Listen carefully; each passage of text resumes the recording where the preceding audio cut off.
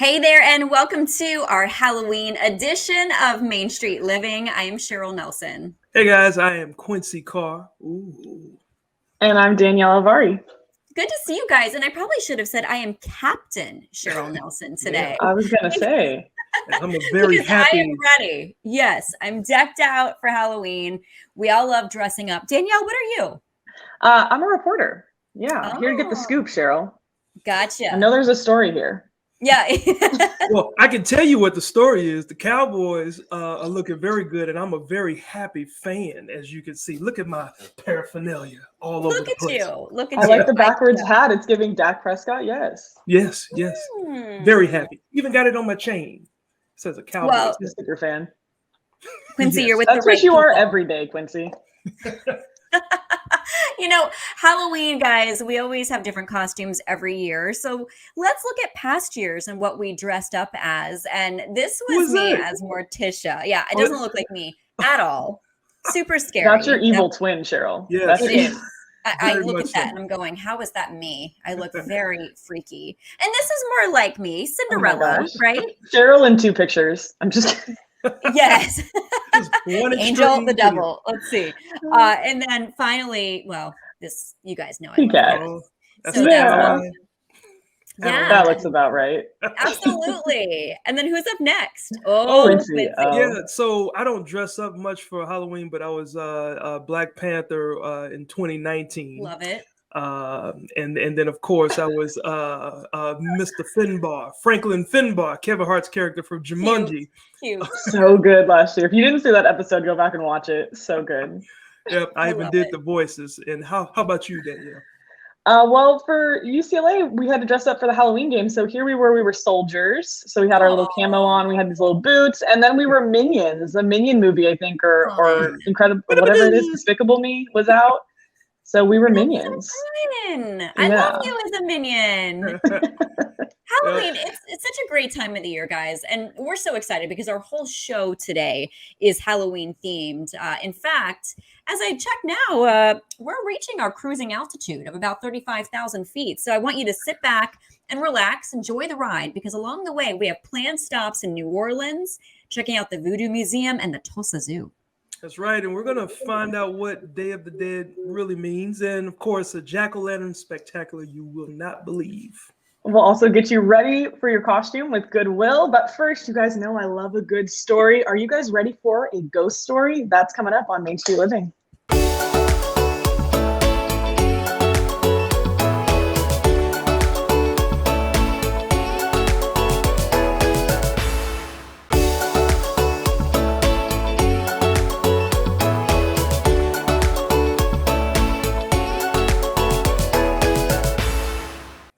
Hey guys, welcome back to Main Street Living. Ladies, did you know that almost half of Americans believe in ghosts? In fact, Cheryl and Danielle, 1 in 5 say that they've seen one themselves.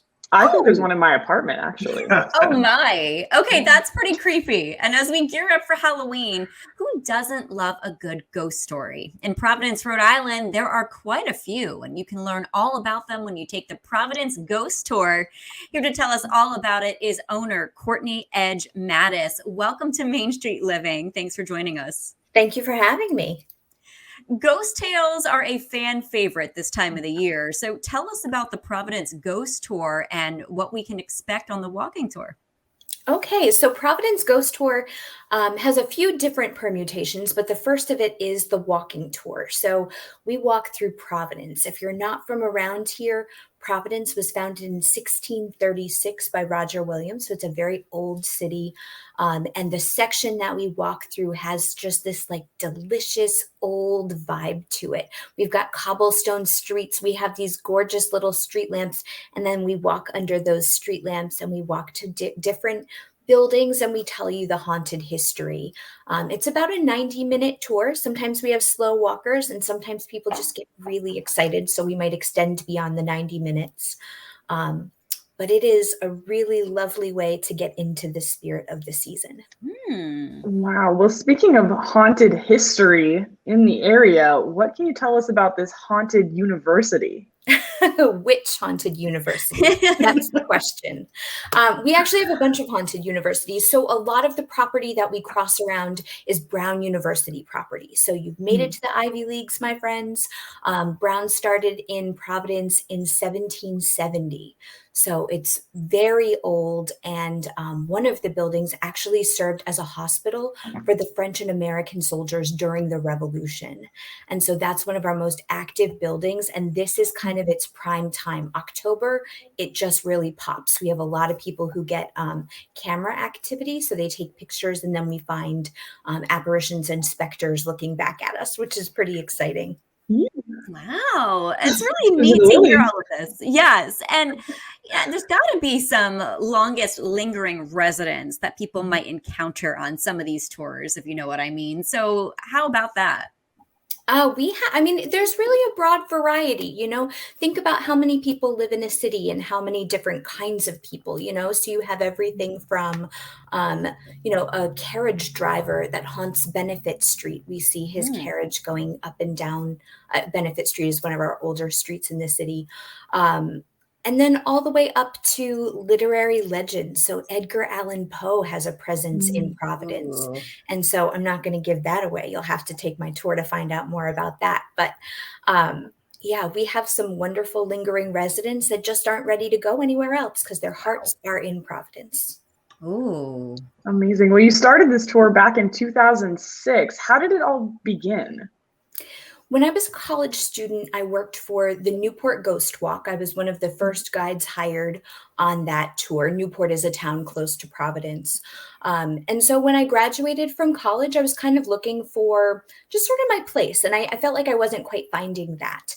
And so I had a good friend, Mike, who is no longer my tour partner, but we parted ways amicably. We spent 9 months doing the research for the tour and really just putting our hearts and souls into figuring this, paranormal phenomenon out. And then we put the tour on its legs and, it's changed over time. We've found new ghosts here, so we reroute the tour. We've found ghosts that are sometimes a little bit less active, so maybe we move it elsewhere. So that's when we started, and it's changed. So we've added on a partnership with two different local companies, Providence Riverboat Company. So there's a river that flows through the center of Providence, and we hop on board their boats and we tell stories twice a week to their passengers, completely separate from the walking tour. So a whole different group of spirits. And then we partner with La Gondola Providence. So they row Venetian gondolas down that same river. And so we hop on their gondolas and we tell beautiful stories completely separate from the riverboat stories. So you've really got three options to experience the paranormal Providence that we know and love. Oh, wow. Now tell us about the tour guides. Each guide has a unique relationship with each tale and each spirit, I would imagine. And have they seen ghosts? So a bunch of them have. The tour guides, it's really fascinating to see which ghosts kind of pop for them.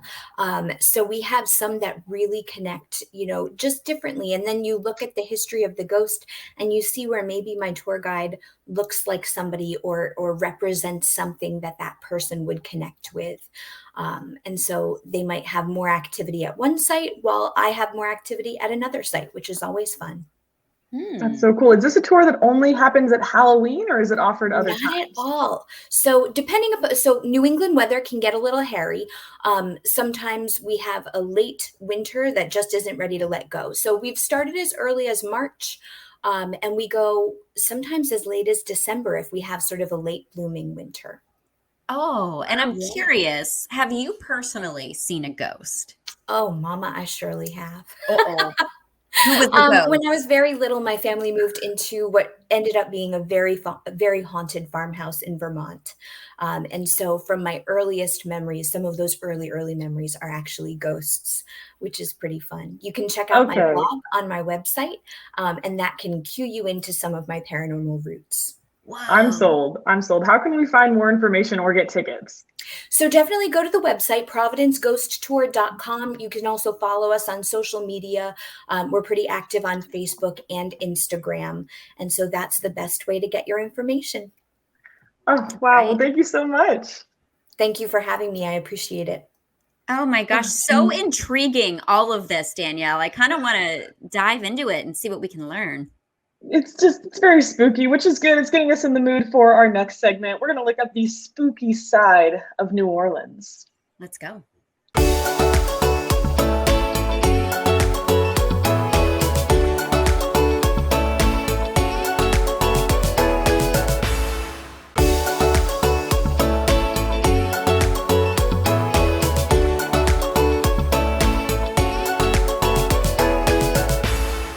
Welcome back to Main Street Living. Danielle, Quincy, please prepare the cabin for departure because New Orleans is one of the most popular tourist destinations in the U.S. for a lot of reasons.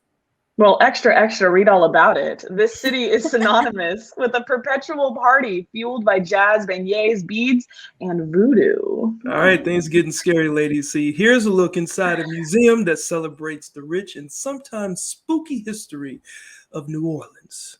Take a look.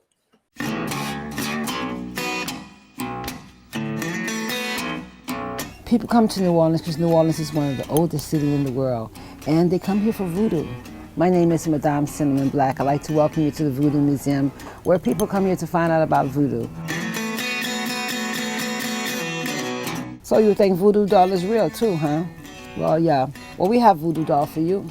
Not like Chucky, but we have dolls that people possess. Voodoo dolls come from England, better known as the puppet doll. And it's a form of sticking a pin inside the doll to make the doll do something for you. But here in the city of New Orleans, we possess the dolls. The dolls are used to form a certain kind of magic.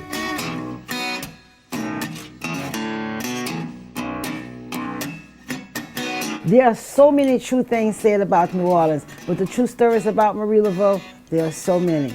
This portrait it shows a picture of Marie Laveau. She was a Creole, a devoted Catholic, and she was also a free woman of color. Some people call her saint, others call her a legend, but I call her the most powerful voodoo priestess known here in the city. The old chicken foot is used to fight off evil.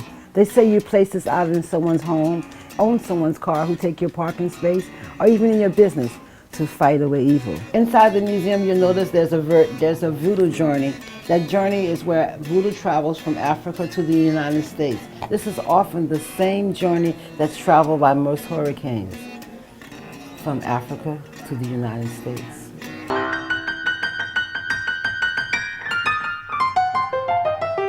This particular display that we have here represents Saint Expedite. Saint Expedite is a spirit that stands at the gateway of the cemetery. He's better known as Baron Sambi or Papa Legba. There's a folktale story that's often told about Papa Legba having a top hat and tobacco. He likes rum and he likes vodka, so they say he dropped his sunglasses. Because of that, you will see he has one lens in to see the living and poof, one lens out to see the dead. This is one of the main altars that you would normally see inside the homes of Louisiana. They'll have a Bible. They'll have things that belong to their ancestors, and you'll normally see Catholic saints. Often when you ask the ancestors of a favor, you will go to the grave and pay them back by cleaning the grave, by wiping off the slate, by sitting down talking to Uncle Joe and maybe having a drink with him. Voodoo is in the city of New Orleans. Yes, it is. It's inside the food, the music, and the drinks. So if you come to our city and you have something to eat or drink, the voodoo's already got you. We're here located in the heart of the French Quarters at 724 Main Street, New Orleans, Louisiana. My name is Madame Cinnamon Black. Thank you.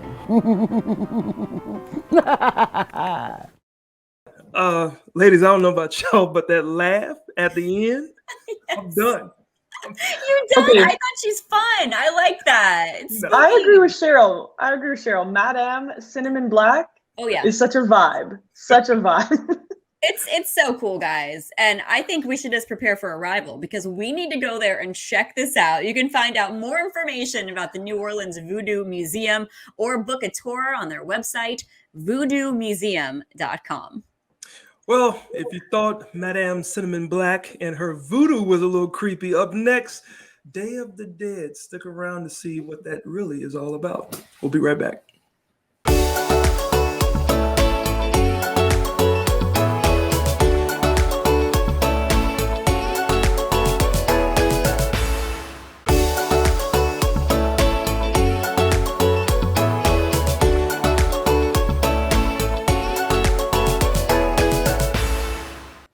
Welcome back to Main Street Living. Danielle, Quincy, this time of the year, it may seem like everything is about pumpkins and ghosts for Halloween.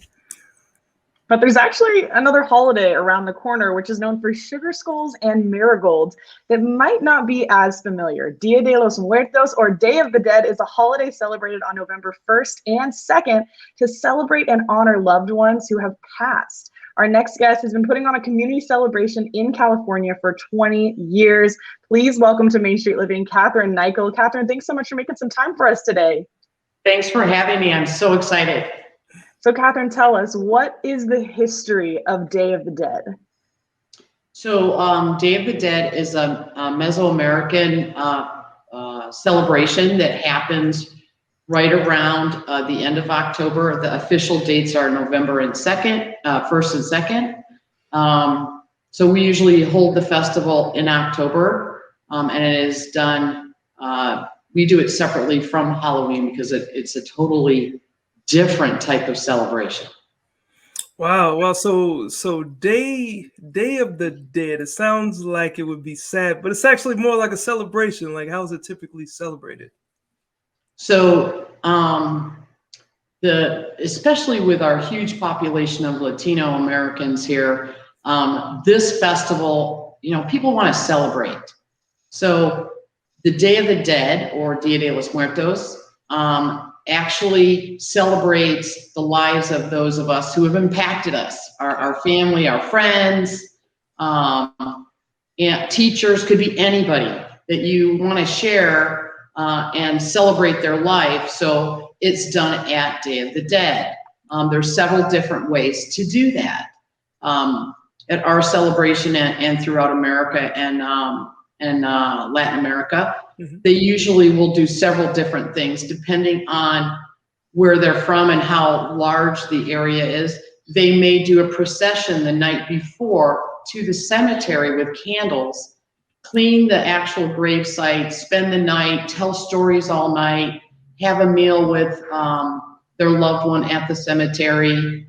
They may bring their favorite drink, favorite food, or they may have items at their home. So that would be an ofrenda, and there's several different items that they do to make this altar or ofrenda on behalf of someone who impacted their life and was part of their family, just to celebrate. Wow, I miss when so-and-so made this great meal, and remember when we were laughing around the table and he told me a story about you. And it's just a fun time to get together and talk about our loved ones. Oh yeah, it's pretty creative. I like that. Yeah, yes. And I would have never thought to do it in a cemetery of all places. But you spoke about these altars or their offerings. What do these altars consist of? So one of the items that we have are the marigolds, or also called cempasúchil in Mexico. And so the flowers are a large component of the ofrenda, at least in Latin America. It's used for a lot of medicinal things throughout the Aztecs. And so we usually have a lot of flowers. You can also bring in some little calaveras or skulls. I have several different ceramic ones here, but we have people actually make sugar skulls. And then you bring their favorite food. Usually it might be tamales. There are some spices maybe that they like, a favorite drink, water. There's several different items that you can bring to the actual altar itself. Got you. Well, Kathy, you talked a little bit earlier about the different variations of celebrations, right? But for the Day of the Dead, how has it become so popular in the United States? It sounds like it would be something a little bit tough to catch on, right? Yeah, yes and no. So I didn't really know that much about Dia de los Muertos until 2006. But once I found out about it, I loved it, because I'm not the scary movie person. I'm the person that wants to celebrate something. Yeah. I'm the one who wants to remember the happy. I like the happy places. So celebrating somebody or and having a bunch of people that want to be around and be happy and celebrate, That's my type of event or idea that I want to do in my life. So Day of the Dead is a celebration of life. And with this particular tradition, it's also grasping that this is a circle of life. Right. You know, everybody impacts how everybody else is, and what you do in your life. You know, you may not think that you're really impacting somebody, but you may do something as simple as help someone out of a car or whatever it is, but it's a circle of life. So we start as a child, and then we become elderly, and then we pass away, but it's still a circle of life. So, and it happens. We have to accept that. That's so cool. And it's taking something that maybe could be scary for people and making it into a celebration instead. I know you mentioned the marigolds and that the Aztecs use them. I see you have some beautiful ones right in front of you. Why are they the official flower of Day of the Dead? So the one that I have, and again, I'm not the expert, but the first one is the Aztec legend. And I'm just going to look at my sheet because I always screwed up. There was a couple, and I can't say her name right, but her name meant flower. Gotcha. And the other gentleman's name meant hummingbird. And they grew up together and fell in love. But there was a war, and he was killed. Mm. During their time that they were alive, they used to go and pray to the sun god. Well, unfortunately, after he passed away, she was so distraught. She went to the sun god and said, I really want to be with him. I just don't understand. I love him. And so the sun god made her a flower, the cempasúchil, and he was reincarnated as a hummingbird. Oh, wow. Oh, that's so beautiful. So it's a love story. Oh, wow. And then the significance is that as long as the cempasúchil flowers and the hummingbirds existed on Earth, and their love could continue after death. I just think. I love that. Yeah, I know. Isn't that wonderful? Yeah. Well, unfortunately, we're just so short on time here. I want to make sure the viewers can find out more about Dia de los Muertos. Where can they find that information and about your festival? So our festival is at Friends of Oceanside Dia de los Muertos. We just celebrated our 20th anniversary. Lots of fun. We're trying to continue the tradition and make sure that people are educated. So you can find it out. It's all over, you know, the web has information all over the place, but please come join us. We hope to see you next year. Awesome. Awesome. Well, we certainly do appreciate you stopping by, and thanks again, Kathy. Thank you. All right. Well, Danielle, does someone say jack-o'-lantern? Well, go ahead and get your carving knives ready, because we got something coming up really cool next. Stay right there.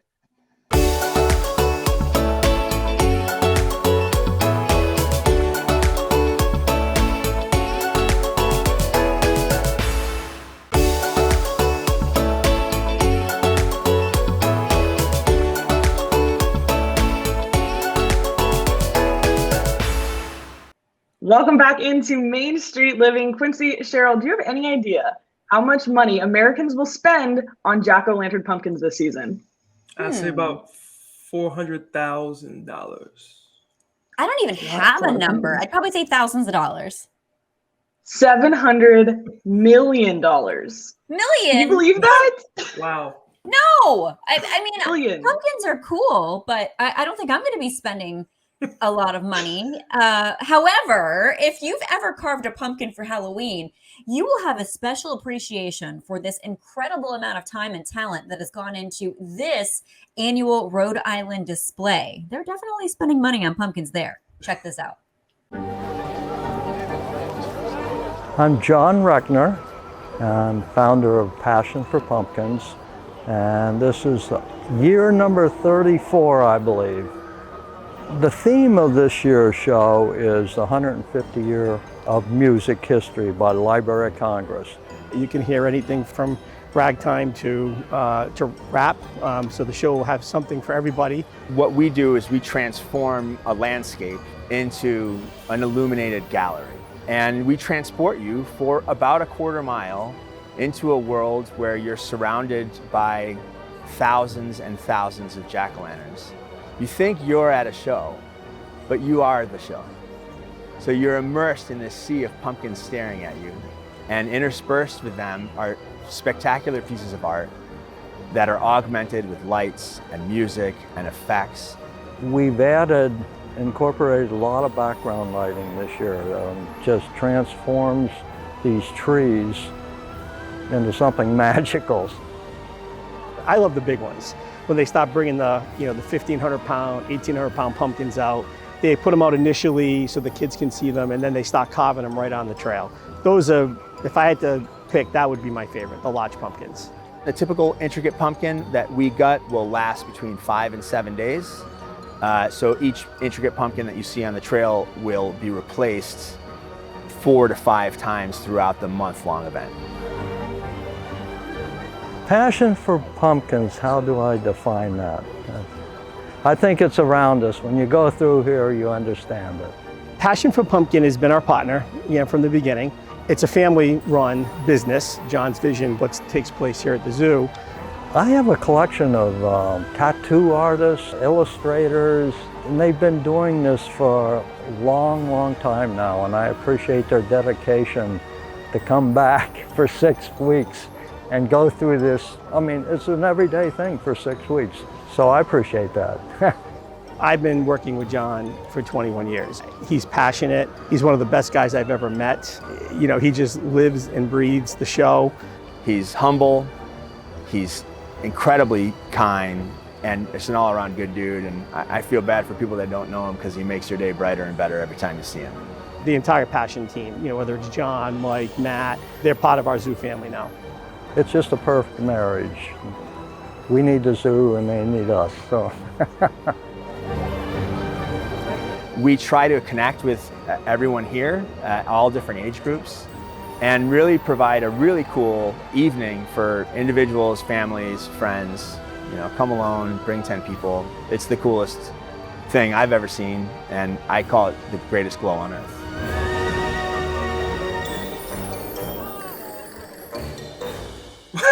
Wow.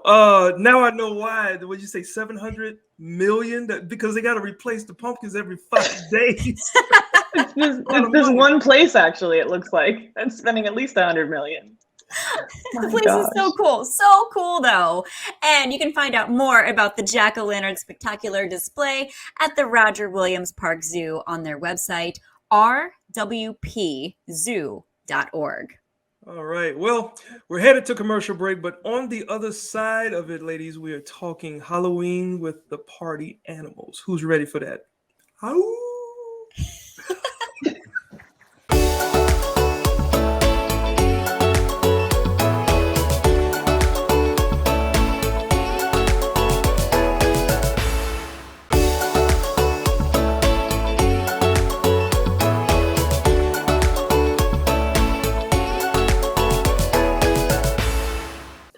Welcome back into Main Street Living, guys. Going to the zoo is always fun, but going during the Halloween season, it gets a little extra wild. Yeah, it's spooky and it's fun, maybe spooktacular. How about that? We have found a scary and sweet event at the Tulsa Zoo, and it is called Halloween. And here to tell us all about it is Monica Erickson Simmons. Welcome to Main Street Living. Thanks for being here. Thanks for having me. So the Tulsa Zoo is 85 acres of wonder for children and adults alike. Tell us about the Tulsa Zoo and what we can expect to see there. Great. Yeah, the Tulsa Zoo is 85 acres. So we are a fairly large zoo. We have 3,000 individual or more than 3,000 individual animals representing 300 species. So you're going to see a little bit of everything. So yeah, we just, kids and adults and grandparents, we see generations after generations come to our zoo.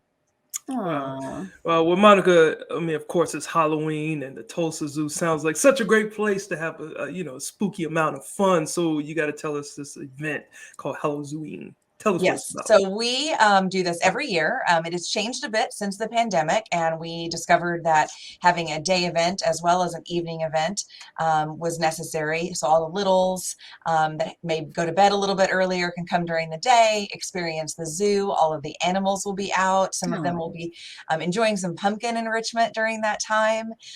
All the activities will be available to everyone, day or night. But then at night, we turn on some spooky but not too scary lighting cascading effects.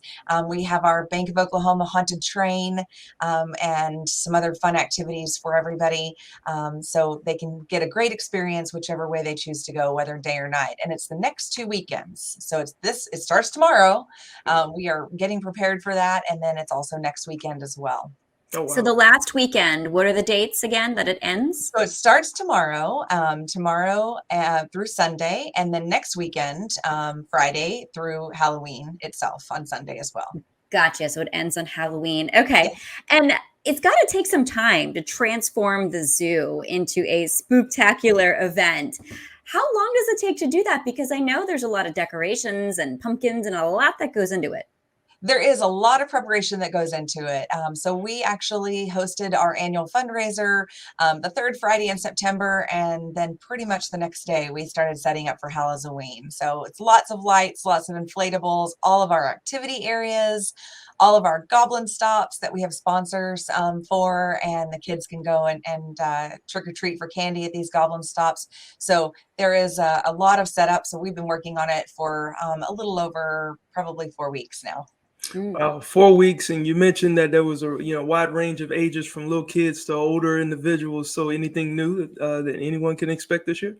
Oh gosh. So we always have these really great activity areas. We have 4 main activity areas. We have our Quick Trip Pirate Island, where you can go and play on a huge pirate ship and play some fun games and meet some pirates.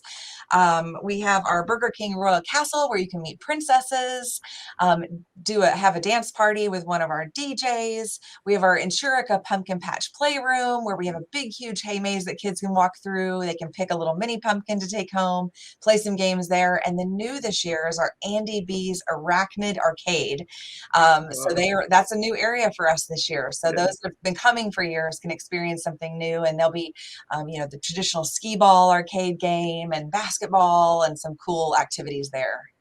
Wow. Ooh, put me in a Halloween costume and let me play some skee ball. Nobody wants to mess with me at that point. I would love to do something like that. So competitive, Cheryl. I am competitive. It sounds like you have so many fun things going on there. You mentioned the haunted train ride. Tell us more about that. Yeah, so the other 2 things that people can experience is our Bank of Oklahoma haunted train ride. It goes all the way around the zoo. So they'll get to see the entire zoo. But there's some spooky, again, not too scary scenes available for people to see. And then we also have a haunted house. And that haunted house is actually sponsored by News on 6 and 98.5 The Bull. So they're new for us this year as well. And it's a really cool haunted house. We probably don't recommend that for the little kids, but the older ones will definitely enjoy that one. Okay, so I have to ask, do you have any crazy stories about anyone getting stuck in the haunted house as they just trying to get out? Besides myself? No, probably not. I enjoy it, but I probably, I was probably the one that got stuck the most because, I do enjoy it. So, no crazy stories, not yet anyway. Yeah, well, that's a good thing. And I'm curious about the animals, because it sounds like the people are having a lot of Halloween fun. You mentioned enrichment with pumpkins for the animals. What else do you do for them to celebrate the season? Well, the animals are always busy doing something. And certainly for Halloween, we do provide them with a special enrichment, and part of that includes pumpkins. But their keepers will make maybe some trick-or-treat bags for them with some of their favorite treats that they have to actually go in and try and open and get to, and hide some treats around their exhibits and habitats. So it does make it a little bit extra special. Maybe add some honey to some of the windows for the bears, or some things that they have to really forage for. So it's pretty cool, and it's exciting for the guests to see when they're coming in. All right. Well, cute. Speaking of the guests coming in, how can people get tickets to Halloween? Well, tickets are recommended to be purchased in advance. So they'll want to go to our website, tulsazoo.org/boo. And that will get them directly to the page where they can purchase tickets. They'll pick which day that they want to come, and whether it's the day or evening event, and they can purchase tickets online. They're $18 for non-members, $9 for members, and that includes admission to the zoo and seeing everything that we have here. So we do require advanced reservations. And again, that's at tulsazoo.org/boo. Awesome. Awesome. Thank you so much. And I'm sure it's going to be fun this year once again. It should be a great time. We look forward to seeing everybody starting tomorrow. Thank you. Thank Cool. you. All right. Well, thanks again there, Monica. Well, coming up, how last minute are you, Cheryl? You looking for any last minute costume ideas just for the Halloween holidays? Well, I got my costume right here, but I'm sure other people might still be looking. That's right. Well, we got you covered after the break.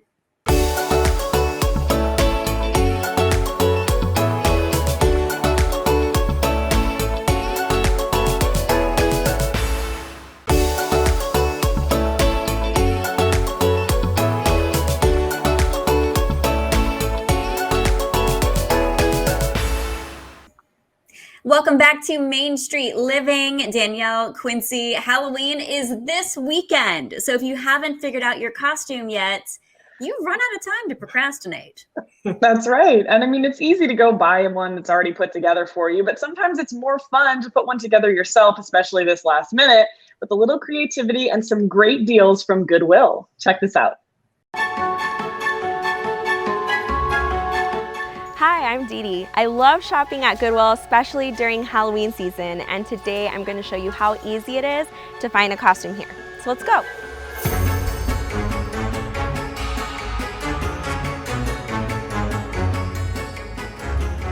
Goodwill is a great place to shop for Halloween costumes because you're going to save on your costumes, you'll find something for everyone in your family, and you get to be creative.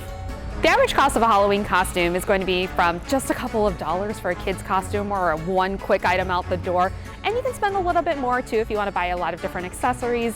$15, $20, you're going to put together something really fun. Getting creative with your costumes is so easy, and it's part of the fun of shopping at Goodwill. So check out the Halloween section, which you'll find at every Goodwill store, and then be sure to branch out into the rest of the store. Look for accessories. Maybe it's a black dress for a witch's outfit or a ruffle blouse for a pirate's costume. There are a lot of different things that you'll find in the Halloween section, and then really put that creativity to work when you branch out and look around and see what you can find. There's so much you can do with something as simple as a white sheet. You can turn this into a ghost. Or if you get a head start, you can transform this into the Bride of Frankenstein. Ooh, these are perfect Edward Scissorhands, and all we would need to do this are some skinny jeans, a black shirt, a jacket, and a big belt. So let's try it out. Okay, all we need to find in this section is a black jacket. This one is perfect. Use this one. Now we need to find black pants and some belts. Okay, let's see. I like these ones.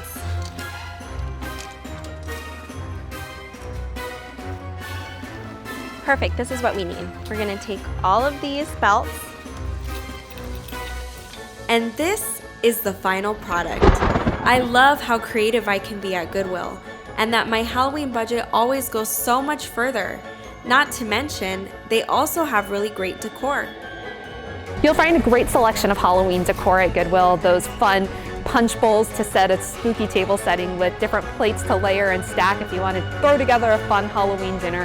And then check around the different household items goods areas even outside of the Halloween selection. You'll find different things, and you can really put together something fun and unique. You might even find new packaged items at Goodwill too. Be on the lookout for those. You never know what you'll find at different stores. Thanks for coming along with me today, and don't forget to expect the unexpected this Halloween at Goodwill. Shopping at Goodwill supports the community. When you shop at Goodwill, when you donate to Goodwill, you're helping support our mission services of ending poverty through the power of work and making a big impact on the environment as well. Visit goodwillaz.org for all of our locations to find the store near you. Ladies, you know something I did not know is that by supporting Goodwill Mission Services, you help to end poverty and you impact the environment as well. Yeah. That's so wonderful. And they have such good ideas for costumes. And you can find the Goodwill store nearest you to assemble your perfect DIY costume at the last minute at goodwill.org. All right, straight ahead, I'm putting my gloves back on. There's more Main Street Living coming up next.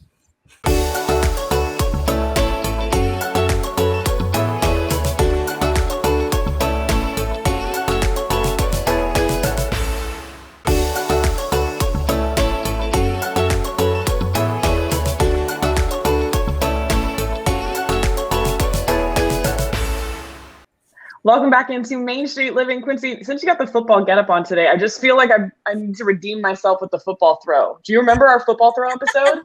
I do remember that, and I jacked. Now you have gloves. So I think it would go better. Well, see, my problem wasn't catching. My problem was making sure that we did it right for virtual. But you know what? Even if you missed that episode, you guys can catch our other episodes on our Cox Contour app.